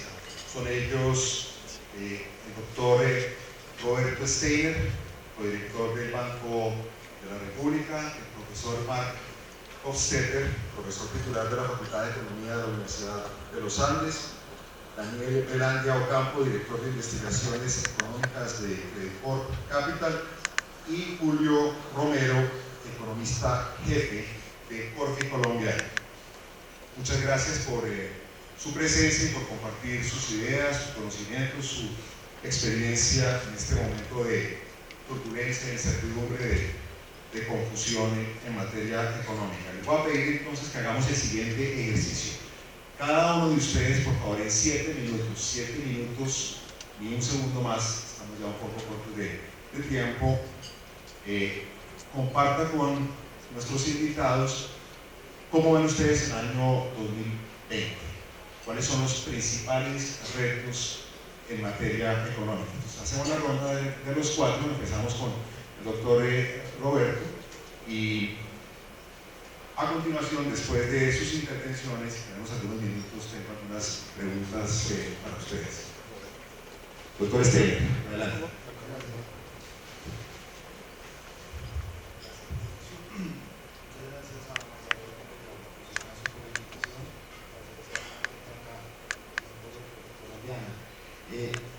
Déjame, Mauricio, dar un poco de contexto de dónde estamos en este momento antes de dar alguna visión de cómo vemos el 2020. Evidentemente, como lo mencionaron las dos presentaciones que hemos escuchado, ambas muy buenas, pues el entorno externo no es el mejor y ahora hay bastante incertidumbre sobre el entorno interno. Nuestros socios comerciales crecen muy poco. El equipo técnico del Banco de la República espera que ese poco dinamismo de nuestros socios comerciales continúe el año entrante. De hecho, en el caso de algunos importantes productos de exportación como el petróleo y el carbón, el equipo técnico del banco prevé que el año entrante, contrario a la primera presentación que escuchamos, probablemente van a ser menos favorables que este año. Entonces, mejor crecimiento económico y quizás un movimiento negativo en los términos de intercambio. Entonces, evidentemente, el entorno externo no es bueno y no se prevé que vaya a mejorar el año que viene. A pesar de ello, pues la economía colombiana, como lo acabamos de ver en la excelente presentación de Corfi Colombiana, pues ha tenido un desempeño destacado. Al tercer trimestre la economía se expande 3.3%. El equipo técnico del banco espera que este año cierre en 3.2% y es relativamente más optimista, cuestión de puntos decimales el año entrante, un crecimiento esperado de 3.3%. Debo hacer claridad de que estas proyecciones, que siempre se hacen con obvia incertidumbre, pues en este contexto la incertidumbre es mayor y obviamente estamos en estos momentos viviendo épocas de turbulencia que hay que analizar y hay que ver su potencial efecto sobre la dinámica del año entrante. Yo creo que es muy interesante lo que acabamos de ver de las preguntas a gente autorizada como ustedes. Grave lo que está pasando en términos de disrupción política y social. No se ve bien para el año entrante, es el principal reto, pero sin embargo, el balance de cómo ven las ventas el año entrante, la mayoría dijeron similares y hay bastantes más personas que ven la cuestión positiva a negativa el año entrante. Entonces, eso es muy interesante y ese es insumo para el tipo de análisis y proyecciones que uno debe hacer. Evidentemente, el tema del diálogo, el tema político se vuelve complejo, pero la expectativa económica podría ir en el sentido contrario. Entonces, evidentemente, estamos hablando de unos momentos de incertidumbre importantes. La demanda interna, como se mencionó antes, ha sido el factor más dinámico, crece en el tercer trimestre 4.8%, la inversión, la formación bruta de capital activo crece 7% y el consumo de los hogares crece 5%. Quisiera aquí detenerme un poco en el tema del consumo de los hogares. Por un lado, se ha dado una plena transmisión de la baja de tasas de interés de política monetaria. Esas toman tiempo en transmitirse a las demás tasas. Las tasas de consumo fueron las que se demoraron más en plenamente bajar a par y paso con la disminución de la tasa de política monetaria, pero eso explica en gran medida la dinámica del consumo, por supuesto, y la oferta de crédito también. Se mencionó muchísimo en las dos presentaciones anteriores el tema de Venezuela como factor dinamizador, el tema de las remesas, que son importantes en dólares y son aún más importantes convertidas a pesos cuando hay una depreciación tan importante. Y hay un tema que creo que quisiera poner sobre el tapete, y aquí está Armando Montenegro en primera fila, con quien hablábamos de estas cosas hace 30 años. Yo creo que es bueno volver a hablar del café. El ingreso cafetero anda muy bien. Y ese es un tema que debemos mirar de nuevo y reflexionar sobre él. Obviamente las exportaciones de café no son elásticas al tipo de cambio, pero el ingreso cafetero se determina por las cantidades que se venden, el precio al que se vende y la conversión a pesos de ese ingreso. Y en este momento ese ingreso está en unos niveles históricamente altos en una población muy grande con una propensión a gastar muy importante. Entonces quisiera agregar al tema de las remesas y al tema de Venezuela, evidentemente, el tema del ingreso cafetero. Ya es hora de que volvamos a mirar el café en detalle cuando hablamos de proyecciones económicas. El último dato de inflación es 3.89% en octubre. Ya se habló de esto, unos choques transitorios, uno tiene que ver con efectos climáticos y el otro con el cambio en el cálculo del impuesto de valores a los licores. 3.89 es mayor a 3, luego hablaremos qué tan mayor a 3 es. Pero en octubre déjenme compartir con ustedes una información que es interesante. Uno, la inflación sin alimentos es 3.23%, la inflación en 12 meses. Y sin alimentos irregulados es 2.92%, incluso por debajo de la meta del banco. Yo creo que eso da tranquilidad. Y las expectativas de inflación a un año en encuestas son 3.4% y las de la deuda pública a 2 años, a comparar tasa nominal con tasa variable, es de 3.6%. Están por encima de la meta del 3% del banco, pero no están muy por encima. Y yo creo que eso es tema para darnos algo de tranquilidad. Un minuto. Obviamente, el aumento de la demanda interna y la contracción de la demanda externa produce un desbalance en cuenta corriente que no es despreciable. Y de hecho los números que trabaja el equipo técnico del banco son mucho mayores a lo que hemos observado en las presentaciones anteriores. Se prevé un déficit de cuenta corriente este año 4,5% y 4,6% el año entrante. Ahora en la ronda de preguntas veremos eso, pero quiero cerrar haciendo mención a algo que se mencionaba en la reciente presentación y que me parece que era importante. Se habló de el paso de la transmisión de la devaluación a los precios domésticos.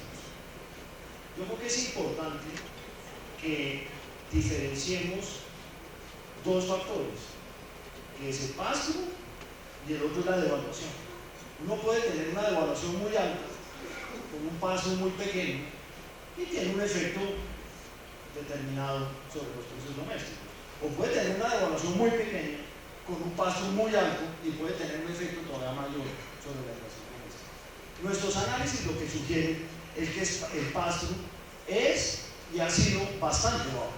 ¿Qué es lo que pasa? Que la devaluación no ha sido nada despreciable, ha sido más persistente de lo que originalmente se creía, y en el entorno de lo político y de lo que viene hacia adelante en el resto del mundo, pues no se puede descartar que el año entrante sea un año de unos desarrollos en el frente cambiario importantes. Entonces, incluso con un paso pequeño, su efecto sobre la dinámica de los precios domésticos puede ser importante. Pero sobre eso Muy bien, muchas gracias, doctor Steiner. Doctor Romero, economista jefe de Corte Colombiana. Bueno, y si nosotros lo hacemos muy breve, porque creo que José Ignacio tocó los puntos más claves de nuestro view. Contra la corriente, creemos que vamos a seguir una leve desaceleración. La pregunta es, ¿el impulso interno que nos ha permitido crecer en 2019 se va a mantener? ¿Hasta qué punto se va a mantener? Por el lado del consumo en los hogares, vemos una ligera desaceleración. Las tasas de interés van a seguir en niveles bajos. Nosotros estamos esperando estabilidad en la tasa de Banco de la República durante todo el año. Hay riesgos al alza, por lo que mencionaba Roberto hace un momento, relacionados con la medida que se vea más persistente esta devaluación reciente. Por más que el pasto sea bajo, sí creemos que podemos tener un sesgo al alza sobre la inflación, y en ese caso, si ya estamos cerca del 4%, el banco podría tener que subir la tasa. No es nuestro escenario base, pero digamos las condiciones nos hacen tener ese sesgo. Y lo que hemos visto es que el Banco Central en Colombia tiende a ser muy juicioso, muy riguroso con su objetivo de inflación y con mantener la credibilidad. Entonces, por ese lado uno podría pensar que si la inflación se sube, podríamos tener un banco subiendo tasas, y eso pues no contribuiría a que la economía mantenga su dinamismo. Por el lado de la inversión, yo creo que las noticias son favorables, y yo pondría un signo de interrogación en el tema de la ley de financiamiento o reforma tributaria. Si la reforma tributaria se aprueba, yo creo que vamos a seguir viendo una inversión fija y unas empresas motivadas que mantienen su inversión. Aparte, le sumaría el sector petrolero, que este año por fin se reactivó, por fin estamos viendo nuevos contratos que se están firmando.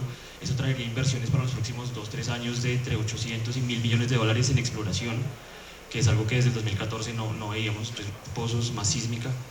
Por el lado de construcción, creemos que la infraestructura va a seguir teniendo un aporte importante. Estimamos alrededor del 0,8-0.9% del PIB, que representa la inversión en 4G y en otras obras de infraestructura en 2020, que es algo un poquito superior a lo que vimos en 2019. Y aparte del Metro de Bogotá, digamos, el comienzo de las obras de Metro de Bogotá debería haberse reflejado en un dinamismo de la inversión importante el otro año. Entonces son razones para ser optimistas.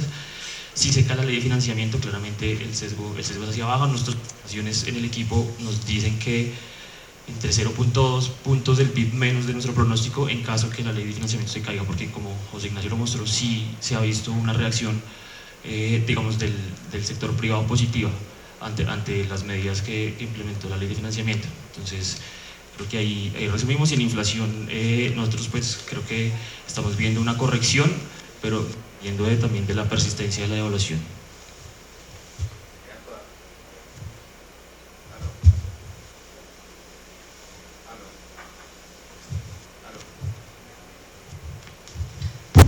Le quedan todavía 4 minutos, entonces voy a aprovechar para preguntarle por un tema del que poco se ha hablado.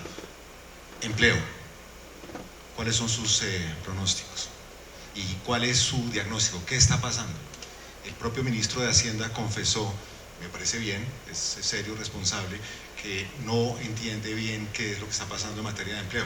Y esa posición del ministro es compartida por muchos economistas, porque en realidad es un asunto bastante complejo que hasta ahora estamos empezando a entender. ¿Cuál es su opinión al respecto y cuál es su pronóstico para el año entrante? Bueno, efectivamente el mercado laboral es una de las piezas del rompecabezas macro en Colombia que no encaja, al igual que la confianza.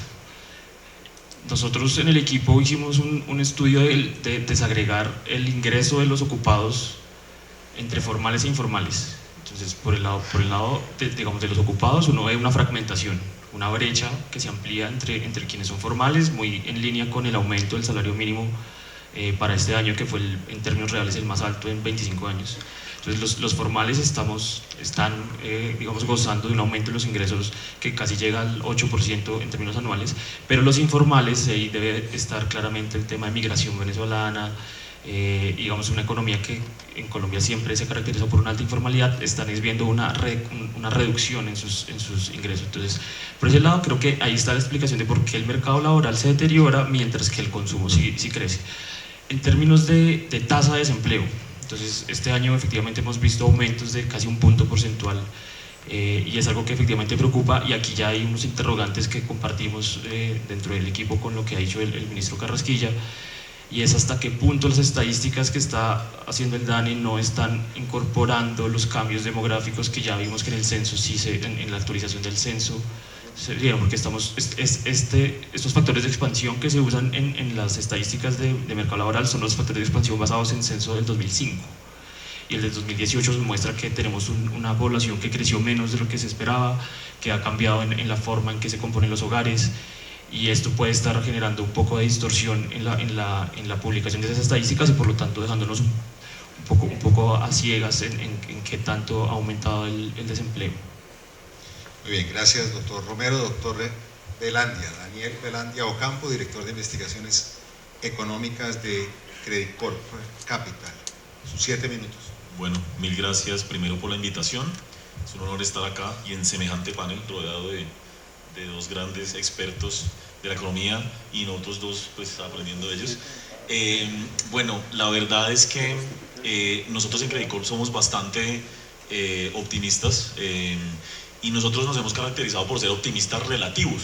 Obviamente no tengo el tiempo, ¿no es cierto? Pero pues ustedes ya vieron en la primera presentación, si arrancamos hablando de Argentina, Ecuador, Chile, Perú, Venezuela, pues quedamos bien optimistas con Colombia. Entonces eso es lo que estamos viendo y coincidimos casi que totalmente con las proyecciones de Corfi Colombiana y esperamos un crecimiento el próximo año bastante similar al de este. Vamos a ver en cuánto cierra. Tenemos 3.3 para este año, 3.2 para el siguiente, pero pues según las cifras del presidente puede ser una décima menos este año por lo que ha venido pasando con las protestas sociales. Me voy a enfocar en los retos porque en términos pues de las cosas positivas creo que estamos de acuerdo.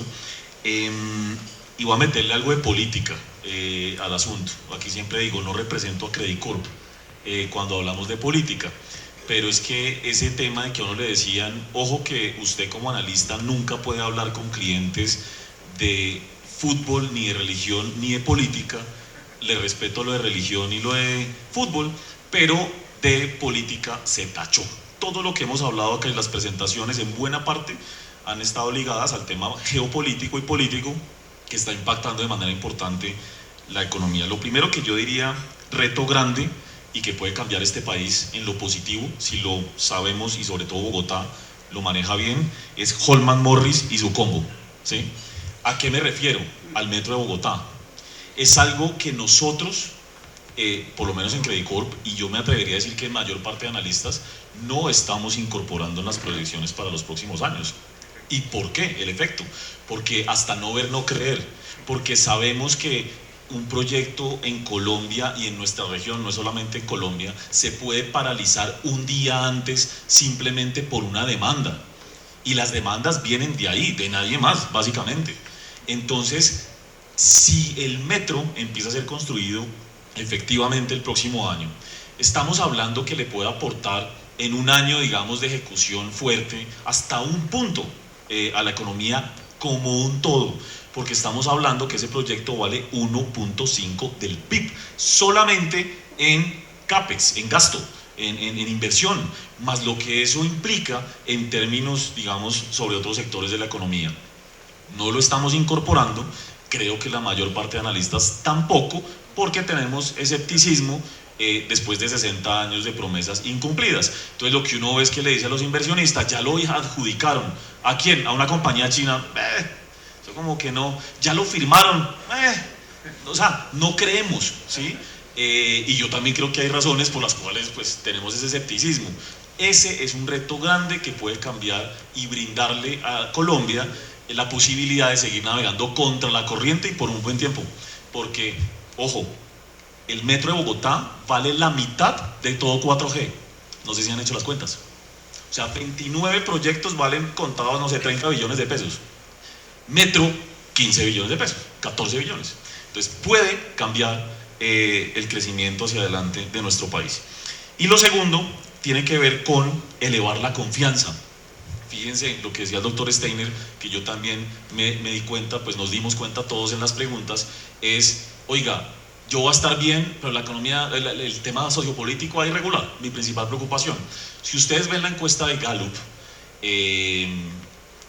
que sale cada 3 meses, nosotros en Colombia, más o menos el 70% de las personas decimos desde el año 90 que el país va por mal camino. Solamente el 30% dice que va mejor. Es una constante en 20 y pico de años.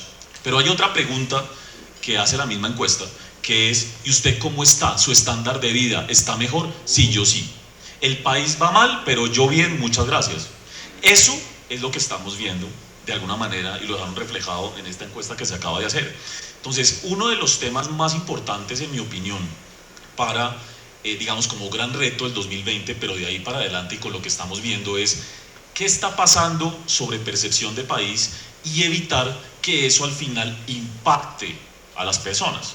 En Chile, nadie le paraba bolas a esto, nosotros cubrimos Chile directamente, pero había una pregunta dentro de la confianza del consumidor que era percepción país a 5 años. Desde hace 1 o 2 años estaban mínimos históricos y nadie se detuvo a preguntar qué está pasando ahí. Y las familias algo mejor, digamos, no tan pesimistas, hasta que al final ese impacto social y demás y toda esa percepción de país terminó impactando de manera brutal, porque ha sido brutal lo que ha pasado en cuentas fiscales, económico, etcétera, la economía chilena. Entonces ese es uno de los retos importantes, por eso estoy de acuerdo con el diálogo social, pero es un tema no del 2020, es algo que tenemos que mirar hacia adelante y sobre todo el tema pensional va a ser bien importante y en el muy corto plazo, eso sí 2020, hay que tener cuidado con el populismo, ¿no?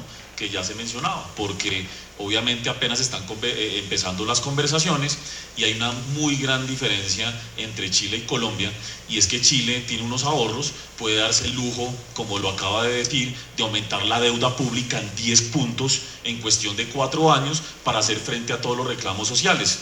Claro, Chile, entre comillas, puede darse el lujo de bajar su calificación de A+ a A, o a A- o a BBB+, y no va a tener un gran impacto sobre su mercado, lo va a tener, pero si Colombia llega a ser indisciplinado fiscalmente y se deja llevar por el populismo en decisiones fiscales, podemos perder el grado de inversión y es otro cantar con Colombia. Entonces creo que el reto es saber manejar esa situación social, sobre todo manteniendo la disciplina fiscal.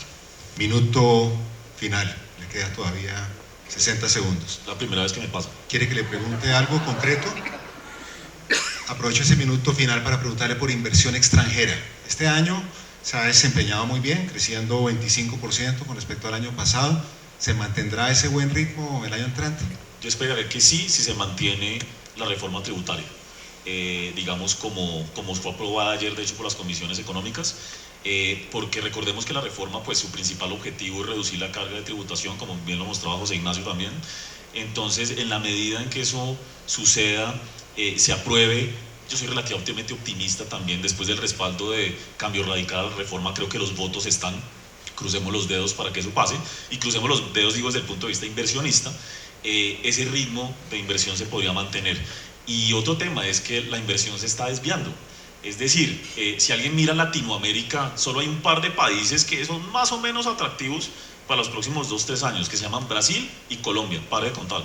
No hay mucho más. México no, Argentina no, Chile no, Perú no, por lo menos por ahora. Entonces yo creo que el ritmo se puede mantener. Gracias, doctor Velandia. Profesor Hofstetter, retos del 2020 en 7 minutos. Bueno, muchas gracias. Ya me puse nervioso porque Mauricio lo pasó con tableros y no se demora 7 minutos. Entonces voy a tratar de completarlos. José Ignacio, gracias por la invitación, un gusto estar acá. A mí me gusta mucho conversar con José Ignacio y leer a José Ignacio porque es como mi ancla. Él suele ver en los últimos tiempos el vaso medio lleno, yo lo veo con frecuencia medio vacío, entonces eso me ayuda a balancearme. Pero voy a comenzar haciendo alusión a una gráfica que mostró José Ignacio, que tal vez es una en la cual uno puede ver el mismo dibujito de dos formas. José Ignacio hizo énfasis en una de esas y a mí me dejó aterrado fue la otra, y es la gráfica de los ingresos separando formales de informales. Entonces José Ignacio hizo énfasis en, miren cómo van subiendo los ingresos de los formales, y esto es una buena noticia. A mí me dejó aterrado, es el otro pedazo de la gráfica, y es como los ingresos de los informales, que es la mitad del país, pues iba mal. Y quizás usted alcanzó a medio esbozar, por el cual nos sentimos tranquilos. Y yo iba a comenzar mi presentación diciendo, llevamos 2 horas hablando de economía, por lo menos 1 hora hablando de Colombia, y nadie ha hablado de desempleo hasta que usted hizo la pregunta.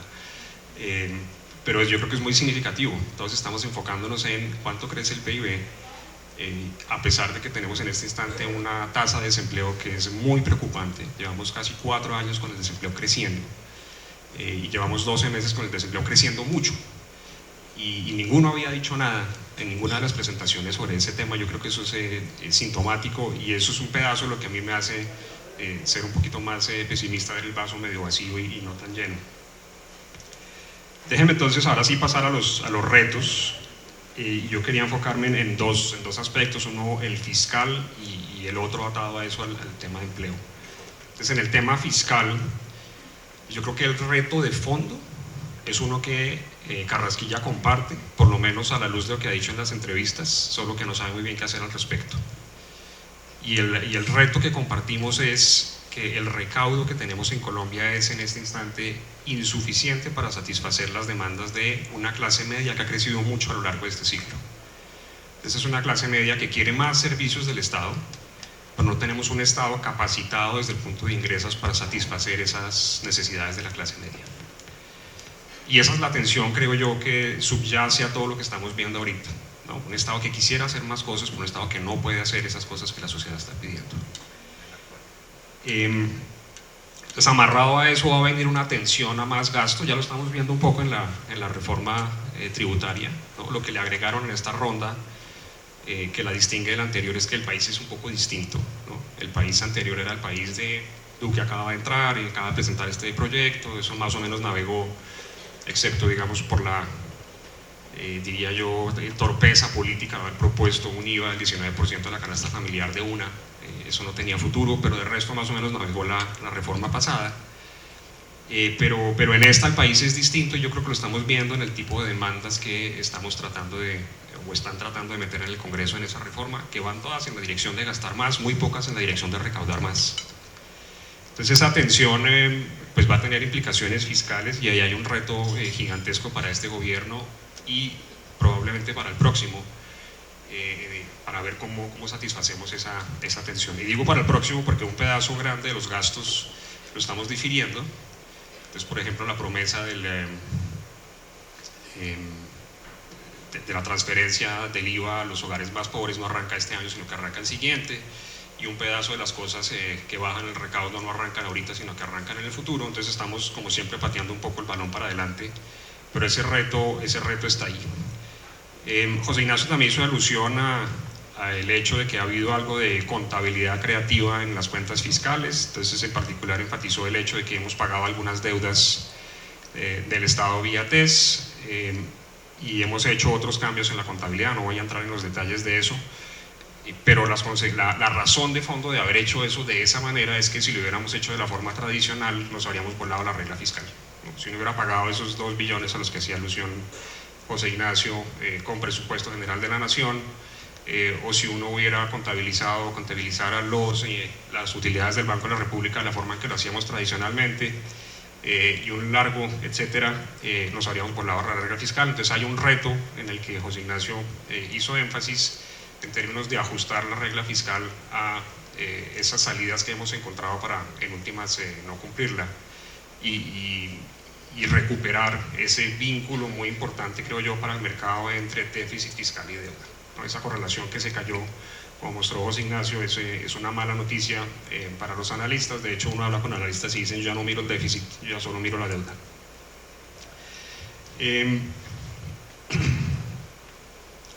Un par de arandelas atadas al tema fiscal, pues uno es justamente el tema de la deuda. La deuda ha venido creciendo, algunos calculan que va a seguir creciendo. José Ignacio mostró una senda en la que en el 2020 empieza a decaer un poco, pero ahí hay un reto. Y el segundo reto atado al tema fiscal es obviamente el déficit de cuenta corriente. Yo estoy de acuerdo que 4% es un nivel que uno podría sostener durante mucho tiempo. El problema de tener un déficit de 4% es qué pasa si llegan malos tiempos, ¿no? Esto es, tenemos un déficit fiscal complejo, tenemos una situación de deuda compleja y una situación de déficit comercial complejo, y uno dice: ahí vamos navegando. Pero ¿qué pasa si se repite la historia, qué sé yo, del 2014 otra vez? ¿Qué pasa si se caen súbitamente los precios del petróleo? ¿O qué pasa si hay un golpe externo complejo, si hay un problema geopolítico difícil, si hay una crisis financiera como la del 2009?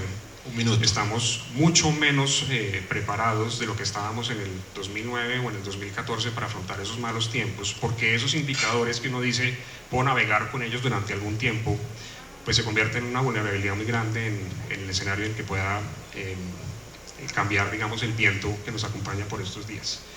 Y tal vez dejo el pedazo de empleo para no despacharlo en 30 segundos para discusión. Muy bien, muchas gracias, profesor Hofstetter. Doctor Steiner, ¿espacio para reducir las tasas de interés el año entrante para darle un empujoncito al crecimiento económico y a la generación de empleo? ¿Probabilidad de que eso suceda? ¿Qué nos puede anticipar? Déjeme, Mauricio, antes decir que dice Marc que no hablamos del empleo y que refleja la poca importancia que le damos al mercado laboral. Yo no hablé ni del empleo ni de la cuenta corriente porque no me alcanzó el tiempo, no porque no lo considero importante. Muy bien. Entonces, si me da más tiempo más adelante hablaré de esos dos temas que me parecen ambos cruciales. Espacio para bajar tasas de interés. Pues la política monetaria, como se hace en este país y en la mayoría de los países que hacen inflación objetivo, mira hacia adelante y mira una cantidad de elementos. Hay una meta de inflación, se espera que en el horizonte de planeación la inflación converja a esa meta, se tiene en cuenta la actividad económica y se tienen en cuenta un cúmulo de factores. En este momento la inflación es mayor a la meta, las expectativas de inflación son ligeramente mayores a la meta, la brecha del producto todavía se considera ligeramente negativa, pero se está cerrando, y dependerá de muchos eventos. En estos momentos el equipo técnico del banco pronostica que la brecha del producto se va a cerrar en algún momento del segundo semestre del año entrante, con la inflación convergiendo a la meta. No digo más, no me quiero comprometer, pero evidentemente pues hay que mirar otros factores, otras dinámicas, eventos externos, choques externos, pero en este momento la mejor respuesta que puedo dar a su pregunta es: la inflación converge a su meta de 3%, con una brecha del producto que en estos momentos se cree que se cerrará en el segundo semestre del año entrante. ¿Quiere de una vez comentar sobre desempleo? Sí, el tema del empleo, yo creo que Colombia históricamente ha tenido la tasa de desempleo más alta de la región. Eso refleja factores estructurales y factores cíclicos. Los factores cíclicos tienen que ver con la política macroeconómica, con lo que hace el Banco Central, y si se está cerrando o no se está cerrando la brecha del producto, y obviamente se le pone un ojo al componente cíclico de los resultados laborales. Pero la mayor parte del desempleo de este país es estructural, y eso no tiene prácticamente nada que ver con la política macroeconómica, tiene que ver con temas estructurales. José Ignacio hablaba del costo de uso del capital. Yo creo que como economista lo primero que uno tiene que mirar es el precio relativo del capital al trabajo para ver una economía que invierte mucho, crece razonablemente y no está generando puestos de trabajo. Yo como economista lo primero que miraría es el precio relativo del capital respecto del trabajo. Lo cíclico, pues sí, toca con la política monetaria, pero ese es un factor de segundo orden. Me parece que lo predominante son temas estructurales que, bueno, afortunadamente tienen poco que ver con el oficio nuestro, pero que son de la mayor relevancia, y me encantaría saber qué piensa Marc sobre esos temas estructurales que han determinado que durante muchísimos años, desde que yo ejerzo profesionalmente, Colombia tenga la tasa de desempleo más alta de América Latina. Doctor Romero, vientos a favor, algo que vea usted que se haya subestimado en materia de impulso de mayor dinamismo en un sector que en el sector agropecuario, en la construcción, en la manufactura podamos tener mejores noticias, porque hasta ahora pues está siendo jalonado por el comercio y el sector financiero, pero ve usted para el año entrante que de pronto algunos de estos sectores nos puedan dar una buena sorpresa. Pues nosotros en el equipo, en el informe anual, tenemos un capítulo especial de sectores. Hicimos énfasis en algunos, porque son muchos, pero yo creo que hay como dos grupos. Uno, el que venía muy de capa caída, que es en construcción, y en parte porque cuando uno está muy mal es fácil mejorar. Entonces yo creo que ese va a ser el caso de la construcción de edificaciones, que ya empieza a ver la luz, aunque sigue un poco más lento de lo que esperábamos. En la medida que se desacumulen los inventarios de vivienda, sobre todo en vivienda de ingresos altos, que es lo que no ha podido reaccionar. Por el lado del sector petrolero, pues ya lo he mencionado, digamos que hay como una nueva ola de inversión, ya se firmaron casi 40 contratos, esperamos que estén firmando este año, eso es muy positivo, llevamos 5 años sin reactivar el sector. Eso eventualmente es inversión y eso eventualmente es producción de hidrocarburos para el país. Por el lado de los otros sectores, yo creo que van a estar muy en línea con lo que hemos venido hablando, lo que esté relacionado con hogares, o sea, como comercio, algunos servicios, van a seguir creciendo a un ritmo favorable, un poco menos de lo que tuvimos este año. Entonces yo creo que va a pasar por el lado de construcción, algo de petróleo, infraestructura, que también lo he mencionado, yo creo que se mantiene y sigue siendo un motor de crecimiento. Se han destrabado algunos proyectos. Eso creo que es algo a resaltar, y digamos que ya lo vimos este año, cómo se empiezan a destrabar.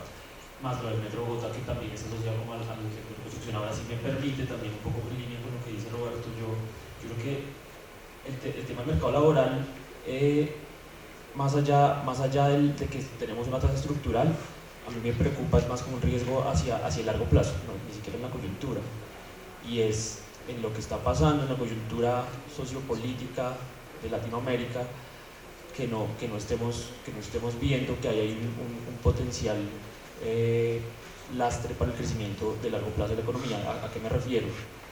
Digamos, si me preguntan el principal riesgo hacia abajo en el crecimiento del otro año es, bueno, que la ley de financiamiento no se apruebe, pero que el manejo político de estas protestas siga deteriorándose, y tenemos como espejo a Chile.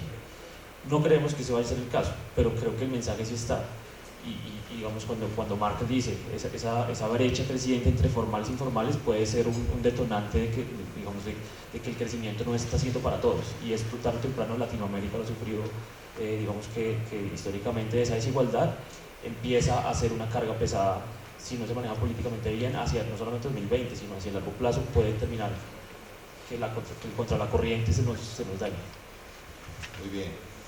Doctor Lelandia, dos preguntas concretas relacionadas con medidas tributarias. La evolución del IVA, de colombianos de menores ingresos, 12 billones de pesos se estima. Esa es una buena idea, se va a poder hacer, a usted le gusta, va a tener un efecto positivo. Y los 3 días sin IVA, buena idea, mala idea, regresiva o no regresiva. Muchos de sus colegas economistas la critican por ser una medida regresiva, a menos que se le hagan algunos ajustes para evitar que sea tan regresiva. ¿Sus opiniones al respecto? Lástima no ser Uribe para decir siguiente pregunta. Si me permiten, voy a hablar un momento del empleo. Adelante. Para polemizar, no polemizar, para debatir, y de pronto algunos de ustedes me ayudan. Yo estoy igual que el ministro, con el tema de no sé qué está pasando, con el empleo, en lo cíclico, digamos. Y yo tengo una sensación, no soy quien para decir sí o si no, estoy 100% seguro, no, pero tengo una sensación mirando lo que ha sucedido en otros países como Chile, y es que me parece, no es culpa del DANE, pero me parece imposible que nos hayan llegado 1,5 millones, que seguramente son más porque esos son los que hemos contado, 1,5 millones de venezolanos, y estemos incluyendo eso en las estadísticas laborales. O sea, Chile lleva 5 años de inmigración y 4 años después, o sea, en el 2018, empezaron a integrar eficientemente la inmigración, y como resultado dio que la generación de empleo era mayor de lo que se estaba viendo antes, que es un poco lo que también se esbozó por parte de Corfo. Entonces yo siento que algo no está cuadrando, definitivamente. Y ustedes han visto que el sector que más genera empleo es el que más cae, construcción, y el que más crece, que es comercio, es de los que más destruye empleo. Hay algo que no está cuadrando, ¿sí? Y yo creo que, otra vez, no es culpa del DANE, es que, hombre, los factores de expansión, temas estadísticos, me parece que es casi imposible que en cuestión de un año logremos incorporar eso en las mediciones laborales. Entonces yo creo que hay algo de eso. Decir que es que la inmigración no está afectando el desempleo, ahí sí, como lo está diciendo el DANE, o sea, yo no sé quién cree eso, pero yo creo que es imposible. Y de hecho me llama mucho la atención entonces la referencia que se llama de la gráfica de José Ignacio, que el empleo, los salarios del empleo informal está cayendo. Creo que ahí está el punto, porque es que los venezolanos llegan a ese mercado. Entonces ahí hay un efecto de disminución de salario promedio del mercado informal. Entonces yo creo que hay algo ahí que no está cuadrando, que viene del lado más estadístico, que por supuesto es muy difícil de incorporar en tan corto tiempo. Bueno, con respecto a lo del IVA, es de esas medidas que no me gustaría que salieran, es decir, que no deberían hacerse en este momento, porque faltó la otra mitad, que fue lo que se quería y se desarrolló desde hace mucho tiempo, y incluso el ministro querían desde el principio en la reforma pasada, es yo subo el IVA y devuelvo la plata. Aquí es devuelvo la plata, o sea, ¿y cómo financiamos esto? ¿Sí? Hay cálculos, hay estimaciones sobre que el impacto puede no ser tanto, digamos, de 2 billones de pesos, puede ser algo menos. Recordemos que en ese sentido las personas de bajos ingresos gastan más en lo que se mal llama, yo digo, la canasta básica, o sea, alimentos, ese tipo de cosas, que no está grabado, ¿sí? Entonces, de por sí, puede que el impacto fiscal no alcance los 2 billones, sea menos que eso. Esa es una buena noticia, entre comillas, fiscalmente, pero lo que es una mala noticia, y no me gusta la medida, es que apunta más hacia el lado de negociar los temas sociales, más que pensar fiscalmente, porque ahí tocaría recomponer los ingresos, y como completamente de acuerdo, todas las medidas que están saliendo en hacer reformas para bajar recaudo, no para aumentar o compensar por otro lado. Y lo del IVA 3 días, pues se comerán el cuento algunos de que eso funciona, pero de hecho hay papers que demuestran que eso no tiene ningún efecto, ni fiscal ni en crecimiento. Entonces, se aplazan las compras o se anticipan, no sé. Pues yo ya estoy ahorrando para el primer día, no sé cuándo es. O sea, ¿quién hace eso, no? Entre otras cosas, los empresarios, el día que les toque, ¿va a bajar los precios o más bien se queda con él? No, solo, es decir, no ustedes, no los que están acá. Me refiero, digamos, al grueso de los informales y demás. El día que les digan, hoy tienes que cobrar 19% menos, listo, lo cobro, o dejo todo igual, o bajo el 5, pero no el 19. O sea, es decir, insisto, no lo digo yo, hay papers que demuestran que eso no tiene ni impacto económico ni mayor impacto fiscal. Muchas gracias. Profesor, usted. Bueno, de hecho hay algunos papers que muestran que en efecto pasa lo que usted dice. Los comerciantes suben los precios los días sin IVA y se quedan con un pedazo de la tajada. Y eso y esa medida se le ven gringos, y en Estados Unidos puede tener sentido porque hay una competencia entre estados, porque el IVA es un impuesto estatal en Estados Unidos. Entonces usted puede tener un un día sin IVA en un estado, y lo que hace es atraer turistas de los estados vecinos que van ese día a comprar, y en ese caso podría tener algo de sentido. En Colombia, donde el IVA es nacional, tiene aún menos sentido que en ese escenario. Tal vez le responda a Roberto sobre empleo en la siguiente línea, muy parecida a la que usted alcanzó a esbozar sobre costo de uso de capital versus costo de uso de trabajo. Cuando uno mira a Colombia en esos indicadores de Doing Business, uno dice nuestros empresarios pagan mucho en términos de contribuciones, impuestos y demás. Eso incluye cuánto cuesta por encima del sueldo contratar trabajo formal en Colombia. Es decir, lo que yo llamaría el costo de uso del trabajo. En esta reforma tributaria y en la pasada nos apuntamos a bajar eso, a ese número agregado, que tiene sentido porque es muy alto comparado con el de otros países, pero nos apuntamos a hacerlo vía utilidades y vía el pedazo de IVA sobre los bienes de capital. Habríamos podido escoger hacerlo reduciendo esos mismos montos que vamos a dejar de recibir en el fisco, pero por el lado de costo de uso de trabajo, un poco como la segunda parte de la reforma del 2012, en donde redujimos a algunos los costos para fiscales por contratar trabajo normal. En una coyuntura, digamos, de desempleo estructural alto y de desempleo cíclico que no acabamos de entender creciente, yo no sé si no tendría sentido pensar, en lugar de bajar el pedazo de capital, el pedazo de trabajo, con la misma lógica de esto es para ayudarle a las empresas a crecer y a generar empleo, pero enfocado en ese pedazo y no en el pedazo de capital. Y uno podría pensar exactamente con los mismos montos, pero cambiando no el costo de uso de capital, sino el costo de uso de trabajo. Muy bien, muchas gracias. Antes de que se me olvide, por favor, contesten la encuesta que tienen en su mesa, la encuesta de evaluación del evento. Es muy importante su feedback para Corticolombiana. Muchas gracias antes de abandonar el salón. Y les pido el favor, se nos agotó el tiempo desafortunadamente, que le demos un aplauso a nuestro panel de expertos. Muchas gracias a todos.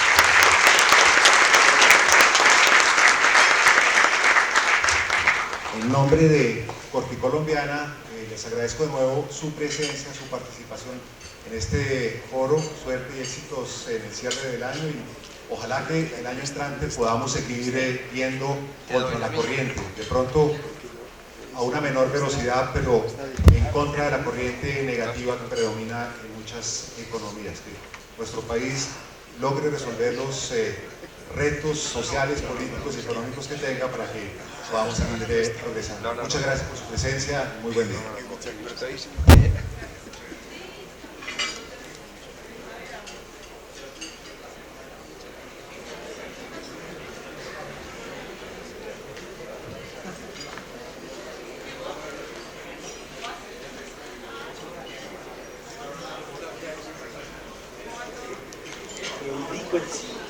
Entonces, ¿qué ya yo no? Yo no.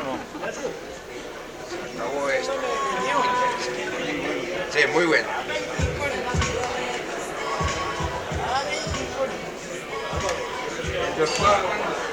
Hombre, estuvo muy interesante todo el evento, muy bueno.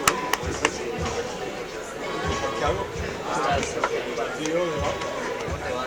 Encantado. ¿Cómo estás tú? Bien, hermano, gracias. ¿Bien? Sí, ya, ¿Qué dice? Bueno, vamos a ver hoy cómo te va. En la foto.